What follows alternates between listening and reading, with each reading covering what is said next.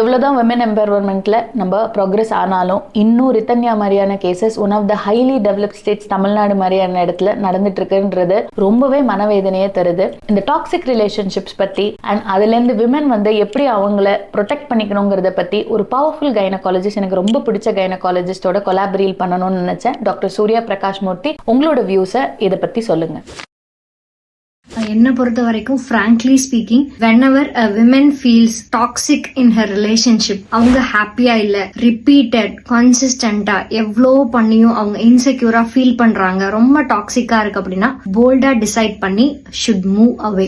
அவ்வளவுதான். வெளியில சொல்றதுக்கு தயங்க கூடாது, தைரியமா இருக்கணும். போல்ட் டெசிஷன் அண்ட் ஒரு இன்செக்யூரிட்டி, ஒரு கான்சிஸ்டன்ட் அபியூஸை பொறுத்துட்டு இருக்கணும், சொசைட்டிக்காக பொறுத்துட்டு இருக்கணும் அப்படிலாம் அவசியம் கிடையாது. சொசைட்டி எத்தனை நாள் நமக்காக வருத்தப்பட போறாங்க? மிஞ்சி போனா மேக்ஸிமம் 1 வீக், அவ்வளவுதான். மத்தபடி நம்ம கித்தன் கிண்ண இவ்ளோ சஃபர் பண்ண வச்சுட்டு சொசைட்டின்னு சொல்லிட்டு மத்தவங்களுக்காக நம்ம வாழணும் அப்படிலாம் இல்ல madam. whenever you are not comfortable, just walk away. அதுதான் என்னோட சாய்ஸ்.